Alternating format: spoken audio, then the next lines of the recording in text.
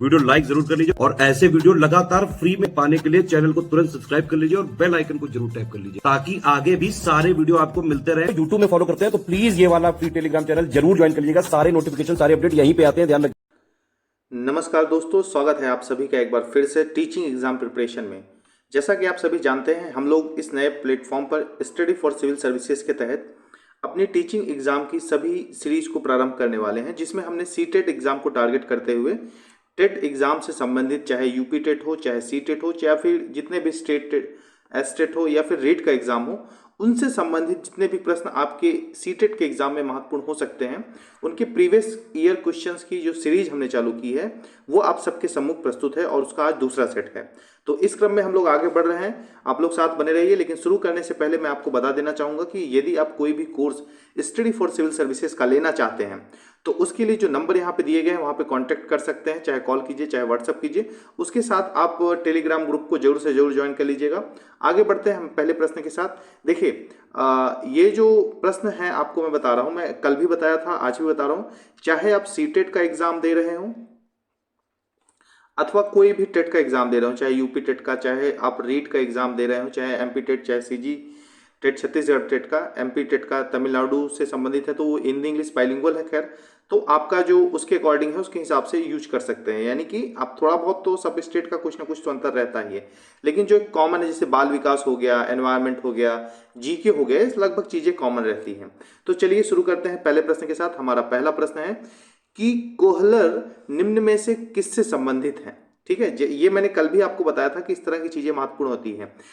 जब हम daily practice करते हैं तो हमें कम से कम ये तो पता लगता है, नोट जैसे ही हम किताब पढ़ेंगे तो हमें ये समझ में आ जाएगा कि अच्छा ये चीज आने वाली है। तो प्रीवियस ईयर क्वेश्चन को लगाने से सबसे महत्वपूर्ण बात यही सामने आती है। विकल्प आपके सामने है। पहला विकल्प है कि व्यक्तित्व के सिद्धांत की बात करते हैं, थियोरी ऑफ पर्सनालिटी। विकास के सिद्धांत की बात करते हैं, अभिप्रेरणा के सिद्धांत यानी कि मोटिवेशन की बात करते हैं, अधिगम के सिद्धांत की बात अथवा यह थ्योरी ऑफ लर्निंग की बात करते हैं। तो इसका कल हमने देखा था, थोड़ा सा अगर याद हो, प्रीवियस ईयर क्वेश्चन को लगाने की एक खूबसूरती भी है कि क्वेश्चन कहीं ना कहीं घुमा के वो आगे साल पूछा रहता है। कल यही चीज दूसरे स्तर से क्वेश्चन हमने देखा था, क्योंकि क्वेश्चन बनाए नहीं गए हैं, ये पहले के एग्जाम में आ चुके हैं, उसी के माध्यम से हम लोग यहाँ पे समझाने का आपको प्रयास कर रहे हैं। तो ये कल जब हम अधिगम को देख रहे थे तो अधिगम को देखते समय मैंने बताया था ये चीज, कल के हम जो प्रैक्टिस सेट 1 लगा रहे थे उसमें ये चीज मैंने बताया था। तो थ्योरी ऑफ लर्निंग के बारे में जो है इनसे संबंधित इनका सिद्धांत है। इनका मानना है कि भाई देखो, जो सीखने वाली चीज है वो एक तकनीक ही है, ठीक है, और उसके माध्यम से जो है जब हम चीजों को सीख लेते हैं तो हम परिस्थिति के हिसाब से सुख करना जान जाते हैं। इनका जो सिद्धांत है वो कोहलर का सिद्धांत बोला जाता है या फिर अंतर्दृष्टि का सिद्धांत भी बोला गया, जिसमें अंतर्दृष्टि का वर्णन किया गया है। ठीक है, तो गेस्टाइल साइकोलॉजी इन्होंने किताब लिखी थी, उसके हिसाब से ये चीजें चलती हैं, उसमें इसका वर्णन मिलता है। अब हम लोग आते हैं प्रश्न नंबर 2 पे। प्रश्न नंबर 2 भी देखिए, आपको मैं जैसा कि प्रीवियस ईयर के क्वेश्चन लगवा रहा हूं तो यहाँ पे एक चीज आपने ध्यान दिया होगा कि मैंने कल बताया था कि कुछ चीज महत्वपूर्ण होती है। ये क्वेश्चन मैकडूगल का संबंधित है। ठीक है, इसको पहले प्रश्न पढ़ लेते हैं। मैकडूगल के अनुसार मूल प्रवृत्तियों की संख्या होती है। कल पूछा गया था कि मूल प्रवृत्तियां किससे संबंधित हैं या फिर मूल प्रवृत्तियों का सिद्धांत किसने प्रतिपादित किया था। ठीक है, तो यहाँ पे आप देखेंगे कि ये क्वेश्चन अगर आप उसको कल ठीक से किए होंगे तो यहाँ पे करने में आप सक्षम होंगे। तो यहाँ पे अगर आप देखें तो इसका जो सही उत्तर होगा 14 होगा। मूल प्रवृत्तियां था। ठीक है, मूल प्रवृत्तियों के बाद हमने उसमें देखा था कि संवेग वगैरह को भी हमने देखा था जो उससे संबंधित हैं, अगर आपको याद हो तो इसलिए प्रीवियस ईयर का क्वेश्चन लगाएंगे तो आपके जो है ज्यादातर चीजें अपने आप सॉल्व हो जाएगी। आपको याद होगा मूल प्रवृत्ति हमने बताया था 14 है, जो कि इसका उत्तर आपको पता ही होगा। ठीक है, अगर आप रेगुलर देख रहे हैं, वीडियो को फॉलो कर रहे हैं तो आपको मिलेगा। और कल जो क्वेश्चन था ये युत्सा से था, तो उसके संदर्भ में हमने मैकडूगल के बारे में चर्चा किया था। चलिए आगे चलते हैं। हमारा तीसरा प्रश्न है कि मानसिक उद्वेलन प्रतिमान का प्रयोग निम्न में से किसके शिक्षण हेतु किया जाता है ना। यहाँ पे मानसिक उद्वेलन पे हिंदी का जो टर्म है इस पे थोड़ा सा ध्यान दीजिएगा। इसकी जो इंग्लिश है वो बहुत से लोगों को समझ में आएगी, हिंदी थोड़ा सा कहीं कहीं क्लिष्ट हो जाती है। ब्रेन स्टॉर्मिंग बोलते हैं। अगर आप क्लास वगैरह पढ़ते होंगे तो जनरली टीचर वगैरह आपके साथ जो चीज़ें डिस्कस करते हैं, चीज़ों को समझने के लिए, आपके विचार जानने के लिए आपके साथ जनरली डिस्कस किया जाता है। इसी को ब्रेन स्टॉर्मिंग बोला जाता है, उद्वेलन बोला जाता है, मानसिक उद्वेलन। तो अब यहाँ पे आप समझिए कि इसका सही उत्तर क्या होगा।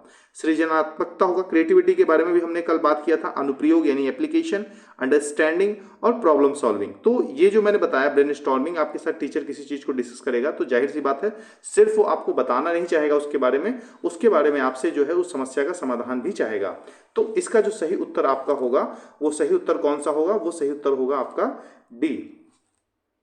ठीक है, अब यहां पे अगर आप बात करें डी की, जैसे ये डी वाला प्रश्न आप देख रहे हैं, तो प्रॉब्लम सॉल्विंग की अगर हम बात करें तो सबसे बड़ी बात आती है कि इसमें ना आपकी क्रिएटिविटी को बढ़ाने के लिए, आपकी समझ बढ़ाने के लिए आपको एक प्रॉब्लम दी जाएगी। उसके बाद आपको टाइम दिया जाता है कि आप बच्चों के साथ उसको डिस्कस करें। ठीक है, और डिस्कस करने के लिए प्रोत्साहित भी किया जाता है। और इसका जो मेन कारण होता है कि आपका ब्रेन जो है ऐसी परिस्थितियों के लिए डेवलप हो, जब आपके जीवन में ऐसी कभी परिस्थिति आए कि आपको थोड़ा सा सूझबूझ से काम लेने की आवश्यकता हो, तो वहां पे आप जो है अभ्यस्त रहें उस चीज के लिए। तो इस हिसाब से इसका जो सही उत्तर होगा वो होगा डी।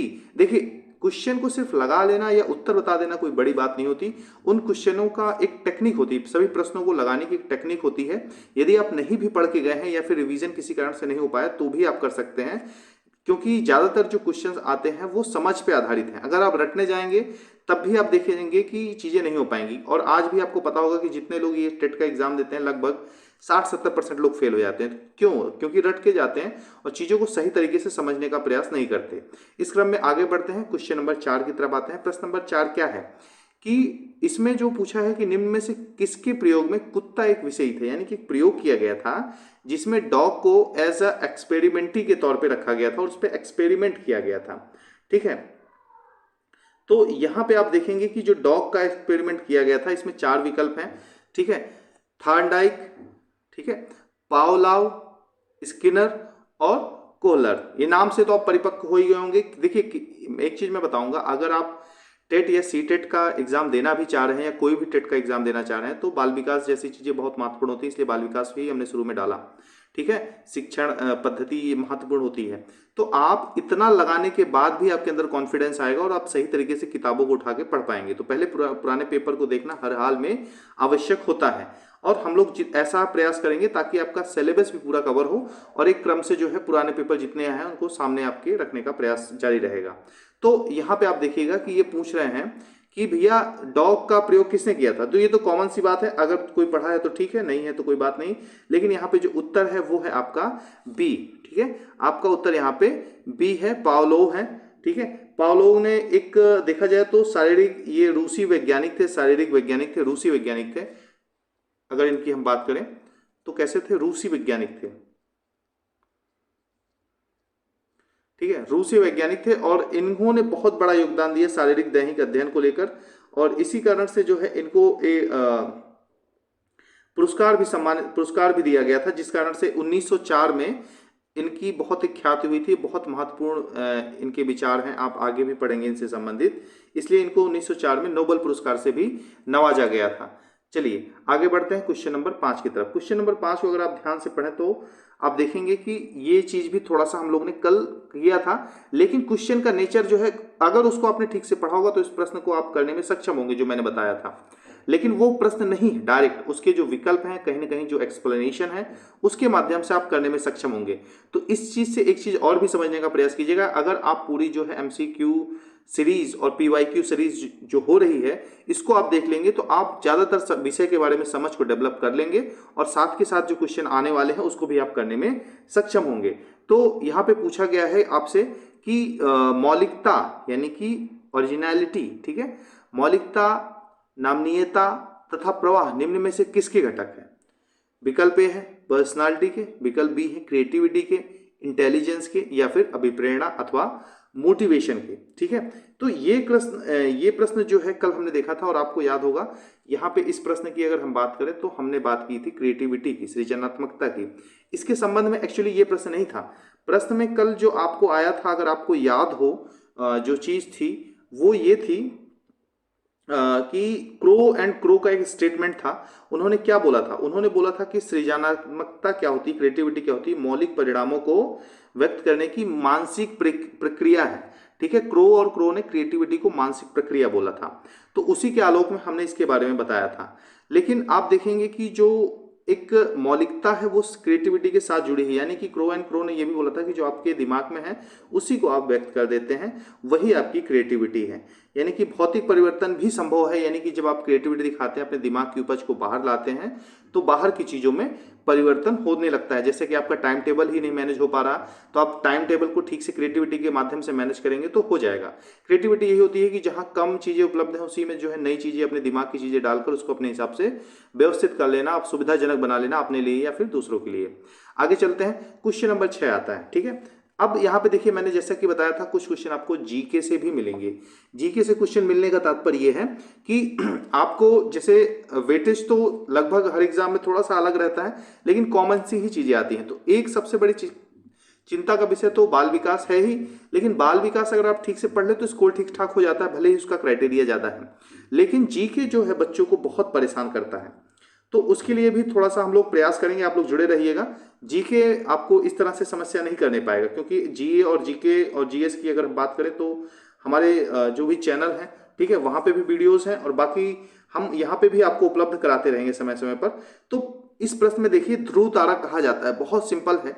आपने बचपन से देखा होगा कि जो ऐसा तारा जो गगन में सबसे ज्यादा चमकता है, इसको प्राचीन काल में दिशा के तौर पे भी देखते थे, और ये है इसका उत्तर सी, उत्तर नॉर्थ स्टार बोला जाता है। इसको सूर्य भी बोला जाता है, दिशा का सूचक भी बोला जाता है। ठीक है, और सबसे ज्यादा चमकदार तारा है। प्राचीन काल में इसका जो प्रयोग था वो दिशा वगैरह को जानने के लिए भी ध्रुव तारे का प्रयोग किया जाता था।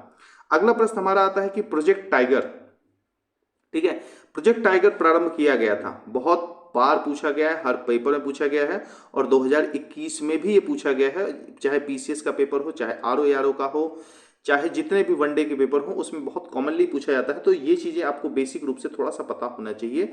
इसका सही उत्तर है, मुझे पता है ज्यादातर लोगों को पता होगा, लेकिन यदि नहीं पता है तो इसको रट लीजिए, एकदम दिमाग में बैठा लीजिए। इसका जो सही उत्तर होगा वो होगा बी, 1973। ठीक है, क्या होगा? 1973 ईस्वी, आप इसका याद रखेंगे।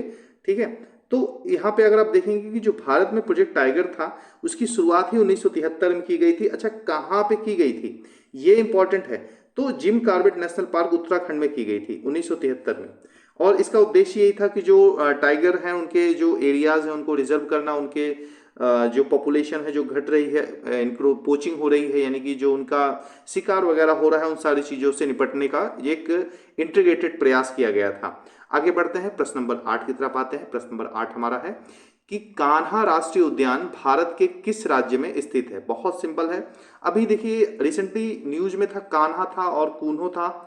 अभी इस पे कुछ साल पहले एक प्रश्न भी आया था। ठीक है, और जो गिर है, गिर अभयारण्य है गुजरात में, वहां से कुछ जो है लॉइन को मंगाने की बात की गई थी, थोड़ा सा कुछ विवाद था, फिर कोर्ट ने उसको सुलझाया। खैर, तो वहां पे इस तरह से न्यूज में भी रहता है, तब भी ये आता है, और इसीलिए 2021 में आप देखेंगे तो ये प्रश्न आया था। इसका विकल्प आप लोग बताते हैं पहले, तमिलनाडु, बी में दे रखा है मध्य प्रदेश, सी में दे रखा है पश्चिम बंगाल, और डी में दे रखा है गुजरात। जाहिर सी बात है इसका है एमपी, बहुत कठिन नहीं है। 9वां प्रश्न अगर आप देखें तो इतिहास से है। इस तरह के single question, single liner, one liner question आपको देखने को बहुत आराम से मिलते जाएंगे इस पेपर में ना। और ये आपको जीके जीएस कैसे पढ़ना है, हर एग्जाम की एक लिमिट होती है। पीसीएस के लिए, आरओ के लिए और वनडे के लिए थोड़ा सा नेचर अलग हो जाता है। हालांकि आप एक लेवल से पढ़ेंगे तो सब काम करेगा, लेकिन इन एग्जाम में थोड़ा सा बेसिक चीजें ही आती हैं, बहुत डेप्थ में और बहुत डिटेल की जरूरत नहीं होती। तो प्रश्न है कि लखनऊ समझौता किन के मध्य हुआ था, कब हुआ था, कहाँ हुआ था? तो दिया ही है कि लखनऊ में हुआ था, 1916 में हुआ था। ठीक है, और किसके बीच हुआ था? तो ब्रिटिश इंडिया और जो है इंडिया के, ब्रिटिश और इंडिया के बीच में हुआ था, हिंदू और मुसलमान के बीच में हुआ था, कांग्रेस और मुस्लिम लीग के बीच में हुआ था, और जो है मॉडरेट और एक्सट्रीमिस्ट, यानी कि जो एक कह सकते हैं कि अतिवादी थे और एक जो है संवैधानिक सुधारों से समर्थन करते थे, उनके माध्यम से। नरम और गरम दल की बात यहाँ पे हो रही है। तो नरम और गरम दल की बात हो रही थी, तो यहाँ पे जो समझौता हुआ था वह कांग्रेस और मुस्लिम लीग के बीच में हुआ था। ठीक है, क्योंकि आपको पता है कि इसके पहले जब बंगाल विभाजन को लेकर एक एक मत नहीं था कांग्रेस के बीच में, तो उसके कारण थोड़ा सा वैमनस्य बढ़ता गया। और खासकर जो उग्र विचारधारा के लोग थे और जो एक नरम दल के समर्थक थे, ठीक है, उनकी जो है कह सकते हैं कि थोड़ा सा उदारवादी थे, उनके बीच में थोड़ा सा विवाद हुआ और विवाद काफी ज्यादा बढ़ गया था। फाइनली जो है इस तरह की चीजें फिर हुई और उसके बाद कांग्रेस एक बहुत ही गंदी कंडीशन में कह सकते हैं आ गया था, क्योंकि बंटवारा बहुत व्यापक था।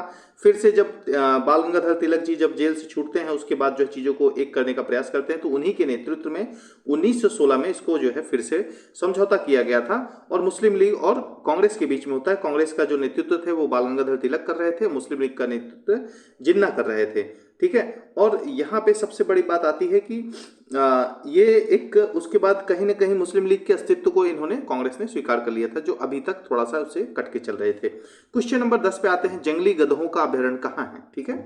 तो वाइल्ड एस सेंचुरी कहाँ पे है? मध्य प्रदेश में, गुजरात में, राजस्थान में अथवा बिहार में? इसका सही उत्तर जो होगा गुजरात में, ठीक है। गुजरात में जो आपका जंगली गधे हैं उनकी सेंचुरी है। अच्छा, जंगली गधा जो गुजरात में गिर में जो आपका ये पाया जाता है, ठीक है, कह सकते हैं कि इसको बोला गया था कच्छ के रण में, मरुभूमि जो खारी भूमि है, आपने देखा होगा कई मूवीज वगैरह में, गानों वगैरह में, वहां पे इसको आपने देखा होगा जनरली वहां पाया जाता है, तो इसको बन्नी बोला जाता है। क्या बोला जाता है? बन्नी, ठीक है।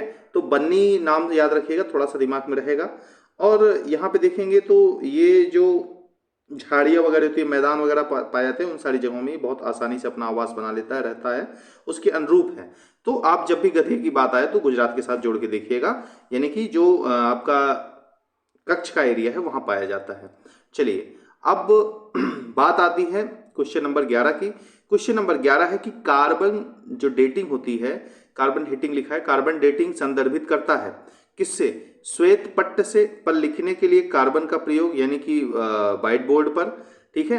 प्राचीन स्थलों में मौजूद हड्डियों की सामग्रियों का आयु मापन करने के लिए, चट्टानों की शक्ति मापन करने के लिए, यह सारी चीजों के लिए।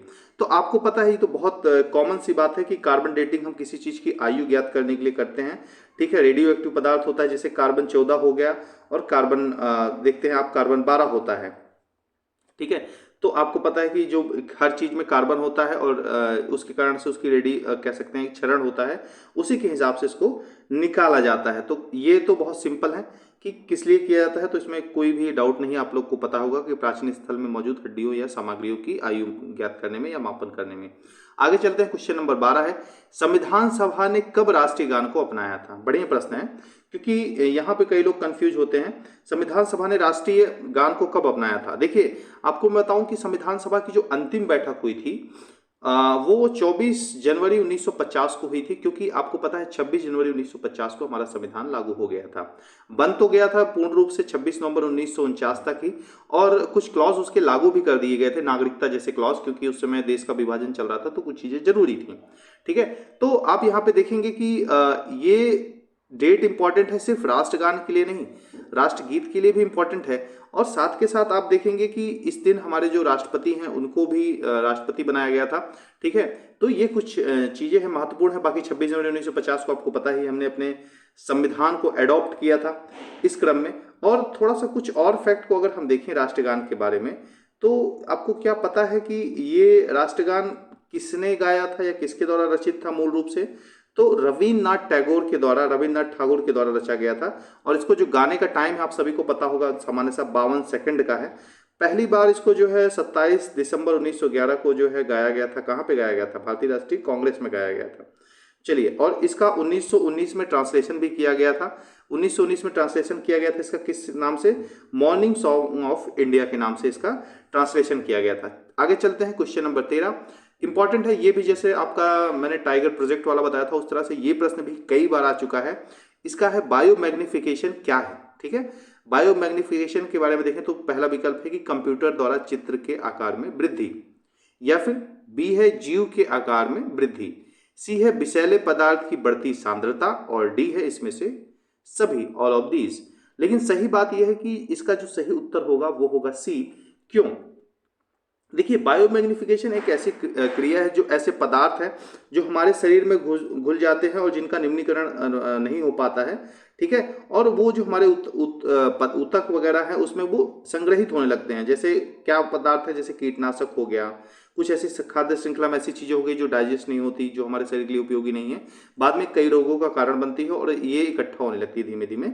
इसी को बायोमैग्निफिकेशन बोलते हैं। क्वेश्चन नंबर 14 की तरफ आते हैं। क्वेश्चन नंबर 14 क्या बोलता है कि भैया आपका ग्रीन पीस इंटरनेशनल का मुख्यालय कहां पर है। ग्रीन पीस इंटरनेशनल मुख्यालय कहां पर है, ये पता है आपको? ग्रीन पीस इंटरनेशनल क्या है? एक एनजीओ है, अभी डिस्कस करते हैं। पहले विकल्प देख लेते हैं। तो इसका है एम्स्टर्डम में, सिडनी में, न्यूयॉर्क में या फिर नागासाकी में। ठीक है, तो नागासाकी देखिए ये लग रहा है जैसे कि नाग वासुकी। अगर आपसे पूछा जाए कि यूपी में, मैं चलिए हिंट दे देता हूँ, एक ही मंदिर है पूरे भारत में, नाग वासुकी का मंदिर कहाँ पे है? नाग वासुकी ये भी आपके कह सकते हैं कि जीके के तहत ही आ जाएगा। नाग वासुकी आपको पता होगा, नाग वासुकी का जो मंदिर है वो भगवान शिव के गले में जो नाग रहते हैं, जो समुद्र मंथन हुआ था उसमें थे। तो ये भी आप कमेंट करके बता सकते हैं। बाकी देखिए ग्रीन पीस इंटरनेशनल का जो मुख्यालय है आप सभी को पता है, ये नीदरलैंड एम्स्टर्डम में है। ठीक, और ये एक एनजीओ है, एक प्रकार का एनजीओ है, और इसका काम ही ये है कि जो एनवायरनमेंट से संबंधित चीजें हैं, पर्यावरण से संबंधित चीजें हैं, उसकी तरफ ये विभिन्न मुद्दों को उठाता रहता है, विभिन्न कार्यों को करता रहता है। ठीक है, आगे चलते हैं, अगला प्रश्न लेते हैं। प्रश्न नंबर 15 है कि इसमें पूछा गया है कि निम्न में से कहाँ आर्सेनिक द्वारा जल प्रदूषण सर्वाधिक है। देखिए ये जो प्रश्न है ये भी आपको विभिन्न परीक्षाओं में देखने के लिए मिलेगा, तो इसलिए अभी भी उतना इंपॉर्टेंट है जितना ये इसमें पूछा गया था। इसके पहले भी अलग अलग पेपर में पूछा जा चुका है। तो विकल्प देखिए, आर्सेनिक की बात हो रही है, जल प्रदूषण की बात हो रही है, बिहार है, मध्य प्रदेश है, उत्तर प्रदेश है और पश्चिम बंगाल है। हालांकि जो विकल्प दिए गए हैं इन सभी जगह पाया जाता है, लेकिन पूछा गया है सर्वाधिक, तो सर्वाधिक के मामले में आप जो विकल्प दिए हैं इसमें आप पश्चिम बंगाल को लगाएंगे। इसमें पश्चिम बंगाल का जो गंगा और ब्रह्मपुत्र का मैदान है, वहां पे जो बांग्लादेश के आसपास का एरिया है, पद्मा मेघना नदी जो है, वहां पे आर्सेनिक की मात्रा बहुत ज्यादा है। आप लोग कमेंट करके बता सकते हैं कि आर्सेनिक से, आप लोग मैं अंतिम में बता दूंगा वीडियो के, लेकिन अभी बताइए कि आर्सेनिक से कौन सा रोग होता है। ठीक है, चलिए, और अगर बात करें तो जैसे कि झारखंड, बिहार, उत्तर प्रदेश, असम, मणिपुर, छत्तीसगढ़, यहाँ पे भी राजनांदगांव वगैरह जो छत्तीसगढ़ के, वहाँ पे भी थोड़े थोड़े इनके पर्याप्त मात्रा में मतलब आर्सेनिक पाया जाता है, इसके संकेत मिले हैं। ठीक है, इससे जो रोग होता है मैं बता दे रहा हूँ, आर्सेनिक की अधिकता से ब्लैक फुट नामक रोग होता है। चलिए, क्योंकि बाद में दिमाग से उतर सकता है। प्रश्न नंबर 16 देखते हैं। भारत में पश्चिमी घाट के दक्कन शुष्क है। ठीक है, पश्चिमी घाट के दक्कन शुष्क है, यानी कि वहां पे ड्राई एरिया है ना। Western Ghat in India dryer because, क्योंकि शैडो रेन एरिया है। ठीक है, प्रभाव है, उच्च तुंगता का हाई एल्टीट्यूड है, या फिर निम्न ताप प्रभाव है, या दाब जो है, दाब से संबंधित प्रेशर है, उसकी बात आती है।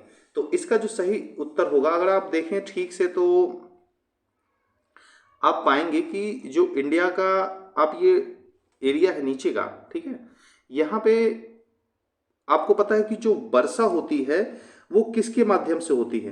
आप पश्चिमी घाट में देखेंगे तो वर्षा जो होती है दक्षिण पश्चिमी मानसून से होती है। ठीक है, दक्षिण पश्चिमी मानसून से जब वर्षा होती है तो आप यहाँ पे देखेंगे कि ये पश्चिमी घाट है, और जिस कारण से इसके घाट के इस तरफ तो वर्षा होती है, लेकिन जो अपोजिट तरफ है वहां पे आप देखेंगे तो थोड़ा सा जो एक प्रकार से एक शैडो प्रभाव पड़ने के कारण वहां पे पर्याप्त वर्षा नहीं हो पाती। ठीक है, चलिए आगे चलते हैं, अगला प्रश्न देखते हैं। प्रश्न नंबर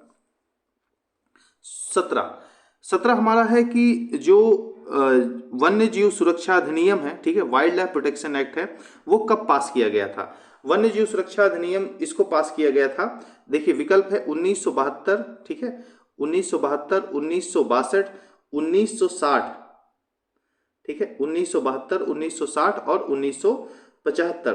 तो यहाँ पे अगर आप देखें तो इसका जो सही उत्तर होगा वो होगा 1972। बहुत सिंपल सा उत्तर है। आगे बढ़ते हैं, इस तरह की चीजें साथ में आपको मिलती रहेंगी। अब हम लोग आते हैं प्रश्न नंबर 18 पे। प्रश्न नंबर 18 क्या बोलता है कि वायुमंडल की ऊपरी सीमा पर प्रति इकाई क्षेत्र में प्राप्त होने वाली सौर विकिरण क्या कहलाती है? क्या सौर स्थिरांक उसको बोला जाता है, सौर ऊर्जा बोली जाती है, सूर्य ताप बोला जाता है, या फिर ऊष्मा बजट बोला जाता है? हालांकि इसमें जितने टर्म दिए गए हैं, सौर स्थिरांक, सौर ऊर्जा, सूर्य ताप, ऊष्मा बजट, काफी बढ़िया टर्म है। इससे संबंधित कई बार आपको प्रश्न देखने को मिल सकते हैं। लेकिन यहाँ पे डिस्क्राइब करने जाएंगे तो वो फिर बहुत लंबा टाइम ले लेगा, ठीक है। कभी किसी वीडियो में बताने का प्रयास हम लोग करेंगे, लेकिन यहाँ पे इसका उत्तर जान लेते हैं। तो इसको सौर स्थिरांक बोलते हैं। क्या बोलते हैं? सौर स्थिरांक बोलते हैं। सौर स्थिरांक अगर आप देखें तो वायुमंडल की जो ऊपरी सीमा होती है उस पर जो प्रति क्षेत्र में प्राप्त होने वाली सौर विकिरण है उसी को सौर स्थिरांक बोला जाता है, ठीक है। तो आगे चलते हैं क्वेश्चन नंबर 19। क्वेश्चन नंबर 19 क्या है कि किस देश के संविधान से मौलिक कर्तव्यों को लिया गया है? बहुत सिंपल है, आपको मैं बताऊं। हमारे देश में संविधान देखेंगे तो टोटल आप देखेंगे 11 जगहों से संविधान को उठाया गया है। एक तो है भारत शासन अधिनियम 1935 का, ठीक है, वो वहां से पूरा बेसिक स्ट्रक्चर उठाया गया है। उसके अलावा जो आप देखेंगे तो बाकी देशों से संविधान के कुछ प्रमुख हिस्सों को लिया गया है, बोरो किया गया है। जैसे आप देखें तो यूएसए, यहाँ पे जो विकल्प है मौलिक कर्तव्यों के संदर्भ में, यूएसए है, यूनाइटेड किंगडम है, जर्मनी है, यूएसएसआर है। तो इसका जो सही उत्तर होगा मौलिक कर्तव्यों के जो फंडामेंटल ड्यूटीज है उसको यहाँ से यूएसएसआर से उठाया गया है। यूएसए से आप देखेंगे तो बहुत सारी चीजें हैं, जैसे कि सुप्रीम कोर्ट हो गया, राष्ट्रपति की नियुक्ति और राष्ट्रपति पे महाभियोग हो गया, सुप्रीम कोर्ट और हाई कोर्ट के जजेस को हटाना हो गया, उपराष्ट्रपति का पद हो गया। इस तरह से जो है मौलिक कर्तव्य हो गए, सॉरी मूल कर्तव्य, मूल अधिकार हो गए। इस तरह से चीजें ली गई हैं। यूनाइटेड किंगडम से हमारी संसदीय व्यवस्था ली गई है। इस तरह से चीजें को हम आगे ले सकते हैं। अब यहाँ पे आगे बढ़ते हैं, क्वेश्चन नंबर 20 पे आते हैं। क्वेश्चन नंबर 20 हमारा है कि सर्वाधिक जैव विविधता पाई जाती है। ये भी इसी तरह का कह सकते हैं कि अगर ग्रेडिंग देना हो तो A+ कैटेगरी का ये क्वेश्चन है। ये भी बहुत बार पेपर में पूछा गया है और बहुत महत्वपूर्ण भी है। तो इस क्वेश्चन को आप देखें तो विकल्प है कि शांत घाटी यानी साइलेंट वैली में, ठीक है, सूरमा घाटी, फूलों की घाटी और दो रांग घाटी, ठीक है। क्वेश्चन नंबर 20 इसका जो उत्तर सही होगा वो होगा साइलेंट वैली, ठीक है। साइलेंट वैली में आप देखेंगे कि ये केरल में पाई जाती है और यहाँ पे विविधता जो है बहुत ज़्यादा है। राज्य के पलक्कड़ जिले में आप देखेंगे नीलगिरी की पहाड़ियाँ यहीं पे आसपास स्थित है और विश्व विरासत पश्चिमी घाट का ये महत्वपूर्ण हिस्सा है। चलिए आगे बढ़ते हैं, क्वेश्चन नंबर 21 की तरफ आते हैं। थोड़ा सा सरल ये भी है। क्वेश्चन नंबर 21 है कि फूलों की घाटी अवस्थित है। The valley of flowers is located in Sikkim, Himachal Pradesh, Jammu में या फिर उत्तराखंड में। तो ये तो बहुत फेमस है, आप लोग को पता होगा। ये उत्तराखंड में अवस्थित है फूलों की घाटी। क्वेश्चन नंबर 22 अगर देखें तो परिस्थिति तंत्र के घटक है। देखिए परिस्थिति तंत्र के 2 घटक होते हैं, अभी हम लोग बताते हैं। पहले इसको कोई ऑप्शन देख लेते हैं। इसका जो विकल्प है उत्पादक व उपभोक्ता, जैविक तथा अजैविक पदार्थ, पौधे तथा जंतु, उत्पादक, उपभोक्ता व अपघटक। तो इसका जो सही उत्तर होगा आपको पता है जैविक तथा अजैविक घटक होते हैं, ठीक है। बायोटिक, अबायोटिक इस सब्सटेंस बोला जाता है परिस्थिति तंत्र के। एनवायरनमेंट से संबंधित प्रश्न है। क्वेश्चन नंबर 23 पे आते हैं। इकोसिस्टम शब्द का प्रयोग सबसे पहले किसने किया था? ठीक है, इकोसिस्टम विकल्प है doctor Odum, doctor Tansley, doctor R Mishra, ठीक है, और डॉक्टर विटाकर। इसमें सारे नाम इंपॉर्टेंट हैं, लेकिन अगर मैं आपसे बताऊं कि जिसकी बात हम यहाँ पे कर रहे हैं वो है बी। इनका नाम आपने कई बार सुना होगा, अगर आपने एनवायरनमेंट वगैरह को पढ़ा होगा, पढ़ते होंगे, और जाहिर सी बात है पढ़ते ही होंगे, तो इनका नाम सुना होगा। ये है टांसले, ठीक है, एजी टांसले। एजी टांसले को जो है आप देखेंगे तो इनको इकोलॉजी जो होता है, इकोलॉजी इन्होंने एक पुस्तक लिखी थी, सॉरी, और परिस्थिति तंत्र का, इकोसिस्टम का इनको जनक माना जाता है। किसको? एजी टेंसले को। जैसे यहाँ पे देखिए अब ये क्वेश्चन आया है कि भी एजी टेंसले को परिस्थिति तंत्र का जनक माना जाता है या फिर इकोलॉजी की पुस्तक किसने लिखी थी, तो ये भी वहीं से क्वेश्चन बन रहे हैं। तो इसलिए एक क्वेश्चन यहाँ 4-5 क्वेश्चन के बराबर है और आपको निश्चित तौर पे सफलता मिलेगी। 24वां प्रश्न है घास भूमि क्षेत्र के परितंत्र के खाद्य श्रृंखला में सबसे ऊंचा स्तर किस उपभोक्ता का होता है? ठीक है, तो यहाँ पे आप देखेंगे तो सबसे ऊपर जो होगा वो होगा विकल्प है बैक्टीरिया, कार्निवोरस, हर्बीवोरस, ठीक है, इधर कार्निवोरस नहीं, मतलब बोल रहे हैं शाकाहारी मांसाहारी दोनों होंगे, ठीक है। तो इसका जो सही उत्तर होगा आप देखेंगे इसका है मांसाहारी। कैसे? आप देखेंगे कि सबसे नीचे जो है क्या होता है, घास होगा ना, घास के बारे में पूछ रहा है, ठीक है, यहाँ पे घास होगा। घास को कौन खाएगा? घास या घास के ऊपर होंगे आपके टिड्डे, ठीक है। उसके बाद आप देखेंगे तो फिर आप कह सकते हैं मेढक आ जाएगा। मेढक को भी कौन खाएगा? सर्प खाएगा, ठीक है। और उसको भी कौन खाएगा? तो यहाँ पे आप गिद्ध कह सकते हैं या कोई और ऐसी चीज जो सर्प को खाता है। तो इस हिसाब से ये चीजें चलती हैं। क्वेश्चन नंबर 25 पे आता है कि वायुमंडल का प्रमुख स्तर जो पृथ्वी के सबसे पास है, ठीक है, ये बहुत कॉमन सा और बहुत सरल है, ये भी बहुत इंपॉर्टेंट क्वेश्चन है। तो अगर आप प्रीवियस ईयर के क्वेश्चन लगा के भी गए होते इसके बाद जो एग्जाम हुए हैं वहां पे भी आपकी ज्यादातर प्रश्न सही होते। तो इसमें विकल्प हैं मध्य मंडल, क्षोभ मंडल, समताप मंडल और आयन मंडल। तो इसका उत्तर ज्यादातर लोगों को पता होगा क्षोभ मंडल। ठीक है, तो आज के लिए इतना ही, अब मिलेंगे हम अगली वीडियो में। आज की थैंक यू वेरी मच।